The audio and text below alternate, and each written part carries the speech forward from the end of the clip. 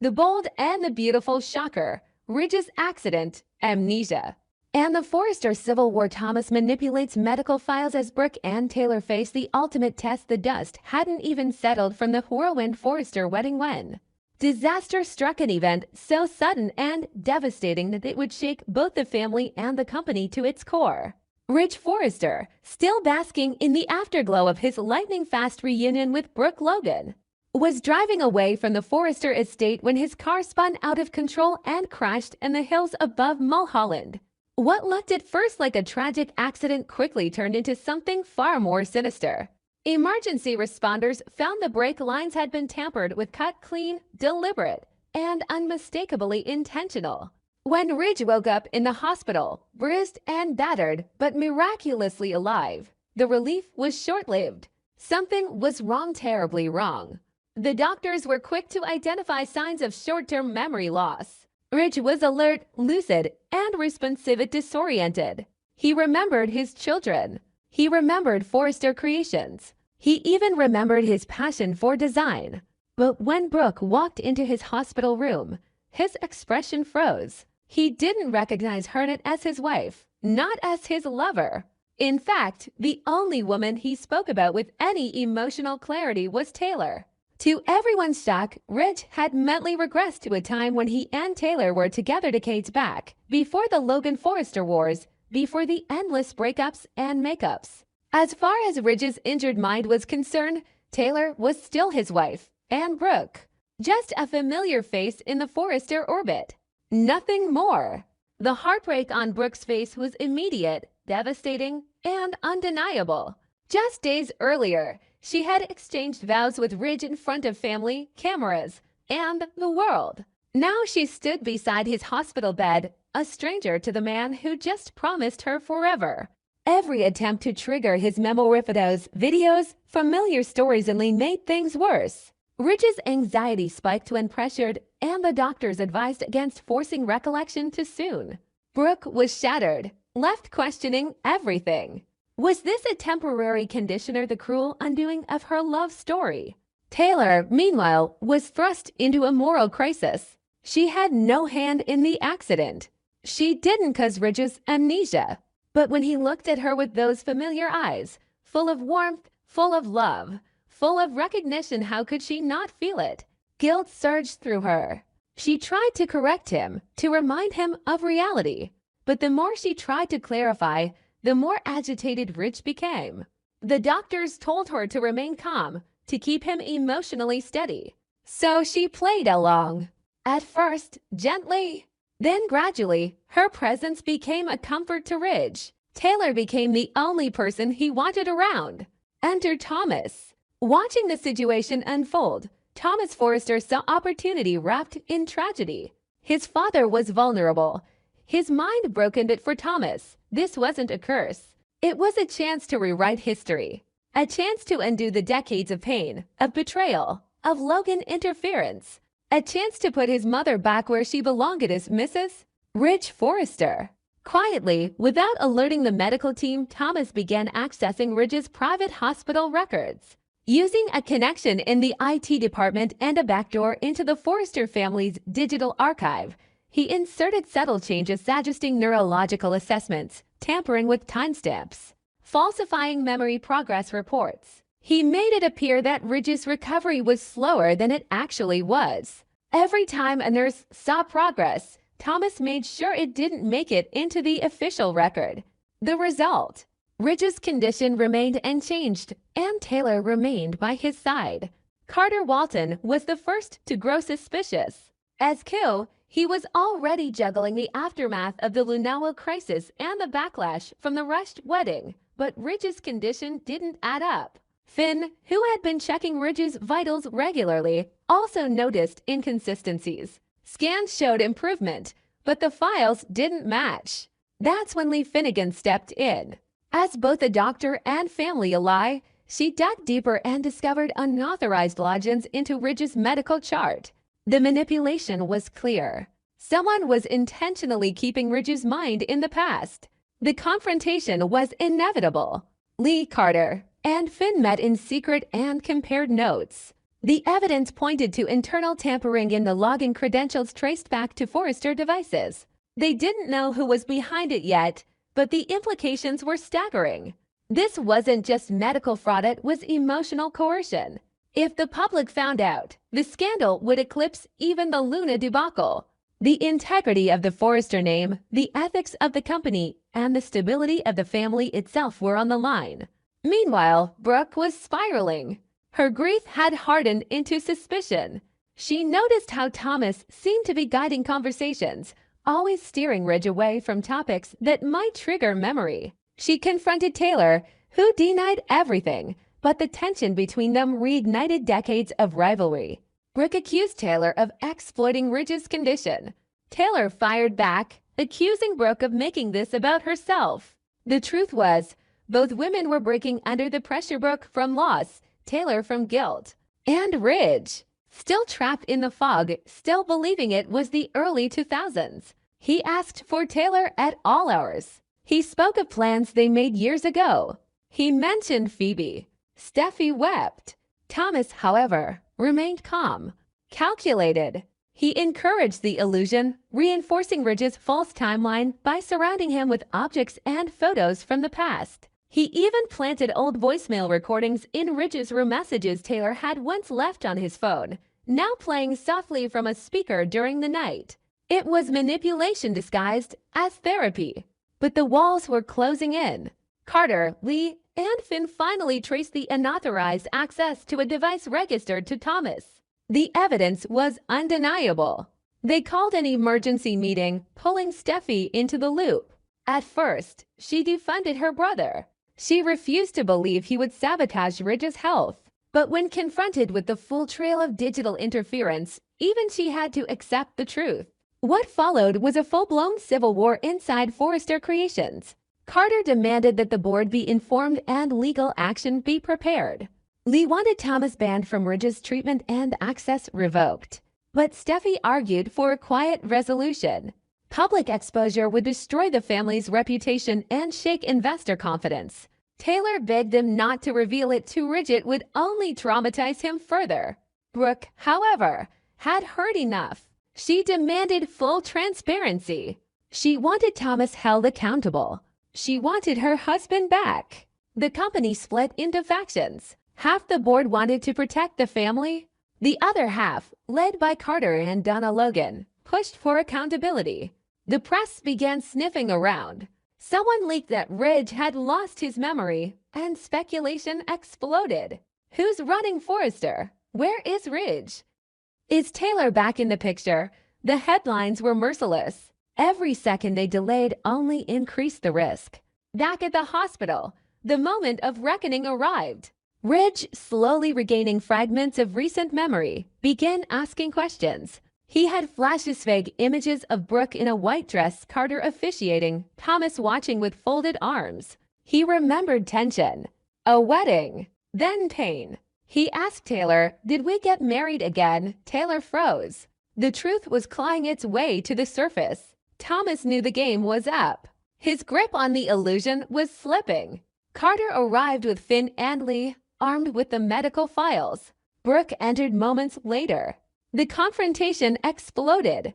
Ridge, confused and overwhelmed, demanded answers. Thomas tried to spin it as a protective act, something done out of love for the family.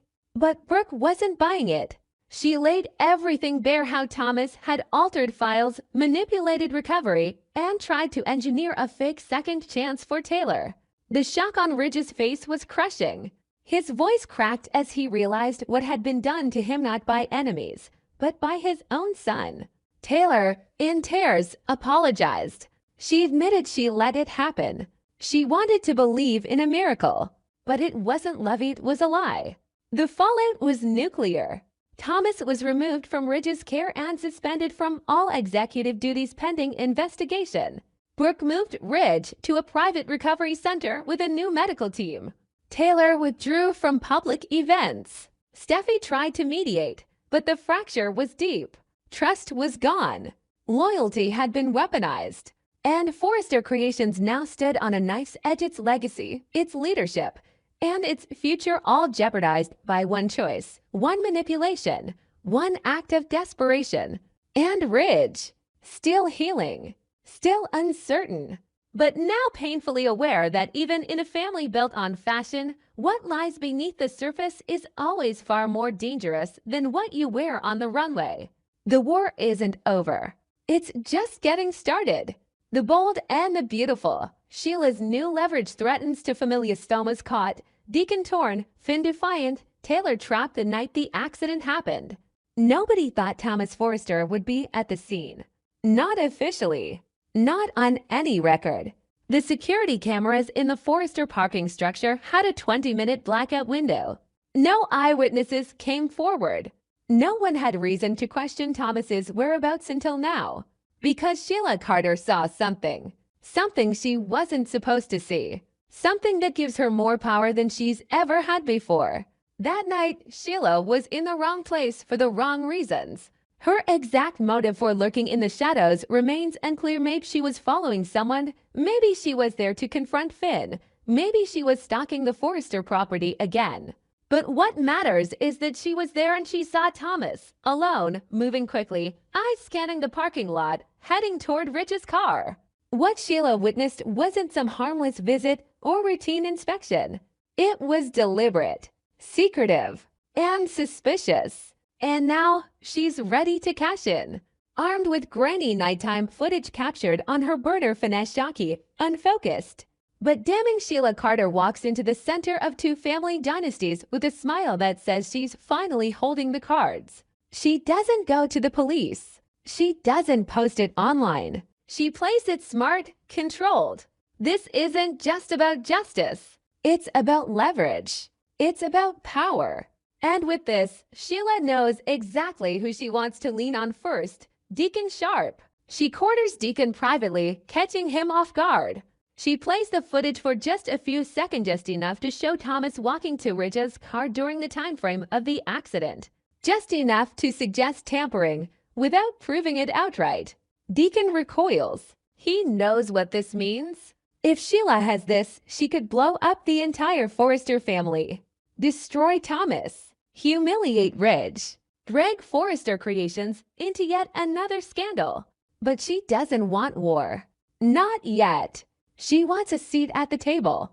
Sheila leans in and makes her demand. She wants Deacon and Finn to support a family agreement, not just tolerance integration. Holidays, joint visits, public acceptance. No more keeping her in the shadows. She wants to be acknowledged, photographed, forgiven, legitimized as Finn's biological mother and Deacon's partner. And if she doesn't get it, the footage goes wide. Deacon knows she means it. There's no bluff here. She burned the Forresters to the ground to get what she wants. And suddenly, Deacon is trapped between morality and survival. He knows helping Sheila is wrong. But if he refuses, he risks everything: his business, his place in Hope's life, and now his fragile bond with Sheila, which he's fought to contain but never fully abandoned. Deacon brings the dilemma to Finn, hoping for calm, for reason, maybe even for strategy. But Finn doesn't flinch. His response is sharp, immediate, and unwavering. Take her to court. If Sheila has real evidence that Thomas tampered with Ridge's car, then it belongs in front of a judge and not in her hands, not as blackmail. Finn wants no part in secret deals or half-truths. To him, this is the same Sheila Dimitritan twist, manipulate. He refuses to play. And more than that, he refuses to let her use his name to legitimize herself. You're not family, he tells her when she confronts him directly. You're a threat, but Sheila anticipated this. She expected resistance, which is why she came armed not with threats, but options. She returns to Deacon's apartment later that day with a different angle, a new strategy. This time, she's not demanding. She's offering. She has a full version of the footage in an unedited clip, far more damning than the one she teased. The complete video shows Thomas reaching into the undercarriage of Ridge's car, tools in hand. It's not definitive proof of sabotage, but it's not innocent either. She doesn't offer it to Finn. She doesn't send it to the police. She takes it straight to Taylor Hayes, the woman who gave Sheila another chance. The woman who once shot Sheila and then embraced her again for the sake of peace. The woman who, more than anyone, has the most to lose if her son is accused of attempted murder. Sheila lays it all out on the table for Taylor. Calm, collected, manipulative. I have the footage, she says. You want to protect your son. You'll make sure I get what I deserve. Taylor is stunned. She doesn't want to believe it. She wants to think there's another explanation. But she knows what Thomas is capable of. She's seen his dark turns. She's defended them, treated them. And now she has to decide. Shield her son at the cost of handing Sheila a golden ticket to refuse and watch her entire family implode. Sheila doesn't stop there. She tells Taylor exactly what she wants. A formal sit-down. A public declaration from the Forresters and the Finnegans that Sheila Carter is no longer an outcast. That she is part of the family tree. That she deserves a chance. No more cold shoulders. No more restraining orders. No more exclusion. Taylor is speechless. The weight of the decision crushed her. Every instinct screams to say no. But every beat of her heart tells her she might lose Thomas forever if this footage goes public. She takes the bait. Privately, Taylor meets with Thomas and demands the truth. At first, he denies everything. But then she shows him the footage. His face pales. He tries to justify it, says he was checking something, swears he never meant harm. But the evidence is damning. It doesn't matter what his intent, waste video will be spun by every outlet, every lawyer, every shareholder, every enemy of Forrester Creations. Taylor makes the deal. The next morning, Sheila gets exactly what she wants. A carefully staged photo op. Deacon, Finn, Taylor, and even Ligram, reluctant, but present gather for a public brunch at A.L. Giardino. The press is tipped off. Cameras flash. Sheila beams, her arm around Finn, her fingers laced with Deacon's. And suddenly, the woman who was once locked away in prison for attempted murder is now sipping mimosas like a reformed matriarch. Back at Forrester, chaos brews. Steffi is furious. Brooke is livid. Ridge, still recovering, demands answers. Carter smells a legal time bomb. Hope doesn't know who to trust. And Eric, watching it all unfold from the mansion, whispers the truth everyone else is too afraid to say. She's winning, because now Sheila Carter holds the balance of power. One file, one video, one truth that could collapse the Forrester dynasty. And she's not just using it to climb the ladder. She's reshaping the family tree in her image. Every handshake, every forced smile, every press release that acknowledges her presence is a step closer to legitimacy and a step deeper into her control. And the worst part? She hasn't even shown them everything. Because Sheila still holds the original copy, still untouched, still unedited, still more damning than any of them realize. This isn't a redemption arc. It's a power play. And she just rewrote the rules.